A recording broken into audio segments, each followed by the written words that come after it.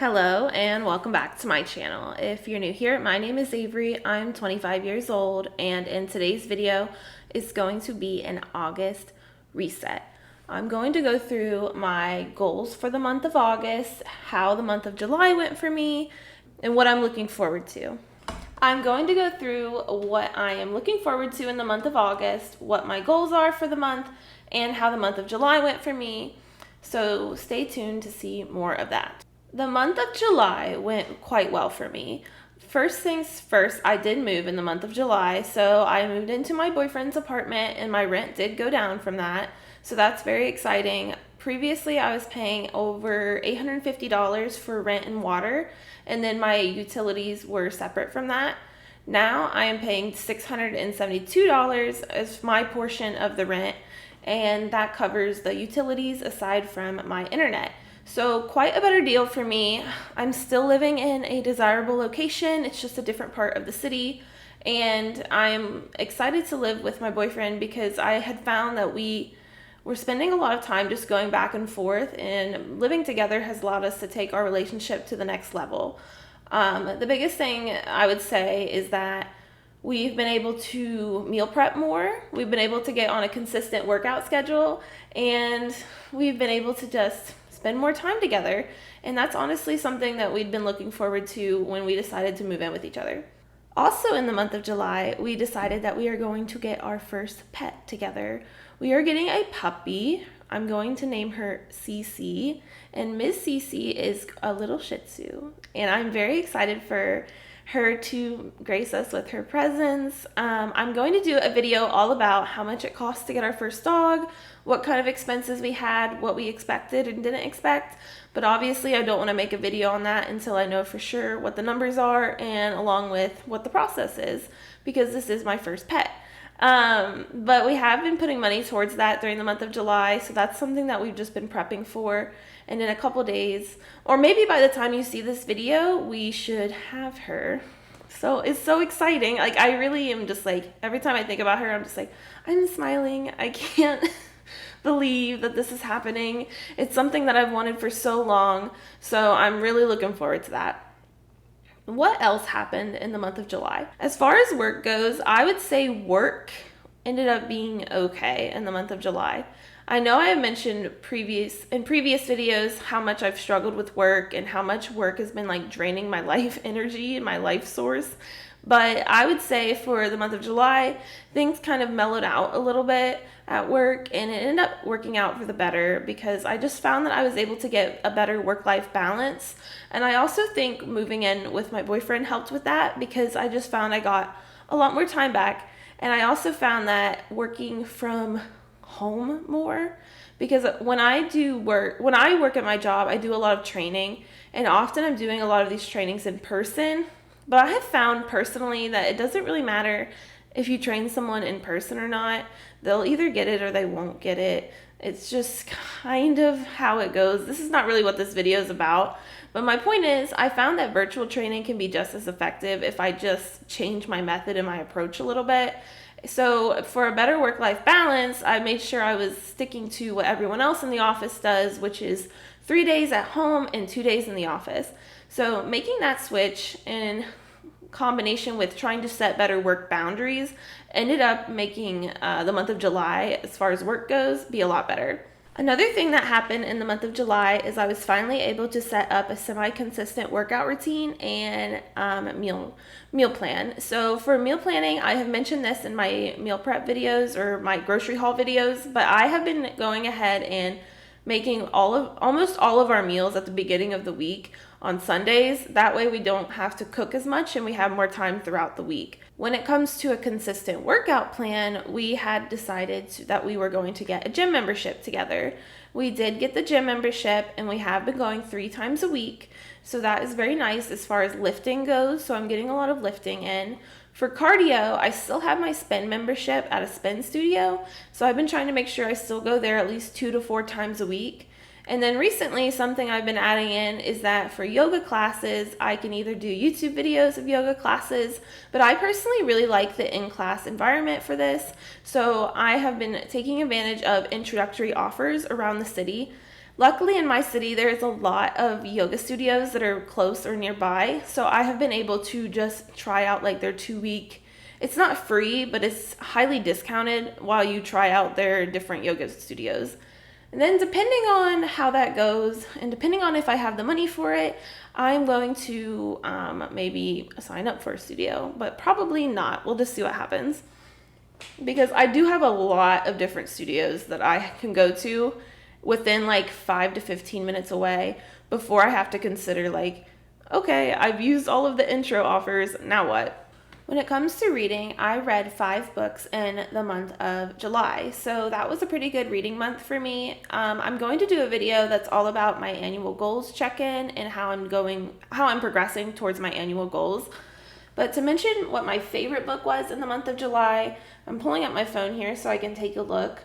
I read The American Roommate Experiment by Alina Armas, Book Lovers by Emily Henry, The Love Hypothesis by Ali Hazelwood, Love on the Brain by Ali Hazelwood, The Spanish Love Deception by Alina Armas, and Love Theoretically. So basically I read 2 different authors. It was or 3 different authors. It was either Alina Armas, Emily Henry, or Ali Hazelwood.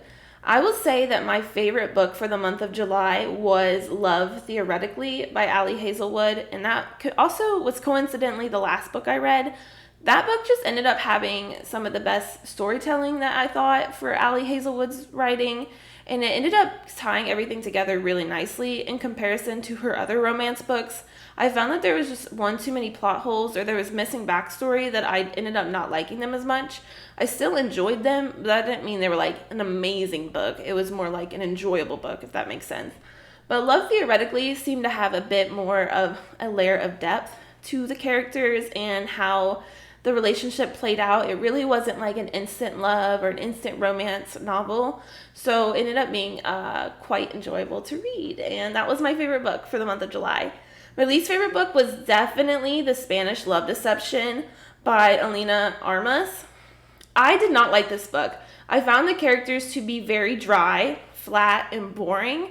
I found their motives to be a bit confusing, and I also just did not enjoy the writing style, which was interesting because the first book of July, The American Roommate Experiment, is like the second book in that series, so I read them out of order. So I knew going into the first one not what was going to happen, but I went into it with like more of an expectation based off the second book, which I enjoyed a lot more, that it was going to be similar to that. But it seemed like she really found her footing in the second book in that series or that companion group or companion book versus The Spanish Love Deception. So favorite book, Love Theoretically. Least favorite book, The Spanish Love Deception. So that being said, the month of July was a good month for cooking and for exercising. Honestly, July ended up being really good overall. Now I'm going to go ahead and get into how the month of August is expected to go. Let's talk about what my goals are for the month of August. For the month of August, my goals are, and I'm going to pull up my phone here and take a look at them. Number 1 is to read 5 books. So I do want to do what I did in July and read 5 books. Currently, I'm reading Saving Time, Discovering a Life Beyond the Clock by Ginny Odell, and I'm really enjoying that. And I have a few other books that I'm reading at the same time. I'm kind of a person that reads multiple books at once, so I should be able to hit 5 books as long as I finish some of those. In addition to that, I want to continue working out 3 times a week at the gym with my boyfriend. I want to stick to eating out just once a week, so typically on the weekend. That way, I am not spending all my money on dining out when I'm also buying a lot of groceries, because that would not be good for food waste and that would not be good for my budget. Moving on, I want to stick to 3 spin classes a week. I want to do 4 yoga classes in a month, so about once per week, because obviously I don't want to work out too much, but I want to make sure I'm still getting in the flexibility and the stretching, which I find is what I really like about the yoga, along with like the meditative aspects. So that is why I want to do at least 1 yoga class a week. I want to continue maintaining my work boundaries. And what goes along with that is if I have to do overtime, because August is the busiest time of the year for us. It's definitely the most busy time. It's just everything is completely chaotic, stressful, but if I have to, I'm only going to work overtime once a week. So that is where I'm at with like kind of maintaining a work boundary. Obviously, like sometimes like the office work just gets so busy and you get so involved with like doing what you need to get done that you can't help it but to have to work a little bit more. But that being said, there's always the next day to do work. So I don't want to do too much work, basically. For my August financial goals, I want to put $2,000 towards my student loans and $300 towards my Roth IRA. These are my financial goals. They're pretty sweet and pretty straightforward. As far as $2,000 towards my student loans, the goal for this is to make a payment as large as I possibly can before interest starts accruing on them again. I owe $22,000 in federal student loans, and they do go back into, they come out of forbearance and the interest starts accruing after August 30th. 31st? I'm completely blanking. I can't remember if there's 30 or 31 days in the month of August. But my goal is to put at least $2,000 towards that, and I think it's something I can achieve. My second goal, putting $300 towards my Roth IRA, I'm hoping I can achieve that through my Transfer Tuesday videos. I have started doing Transfer Tuesday. It's a video series that people like Penny's Not Perfection, Mary at Penny's Not Perfection, or Layla with Personal Finance with Layla, Rachel at Rachel Hickey. They do a lot of these weekly videos just showing how they're progressing towards their financial goals and trying to find extra money in their budget for these things.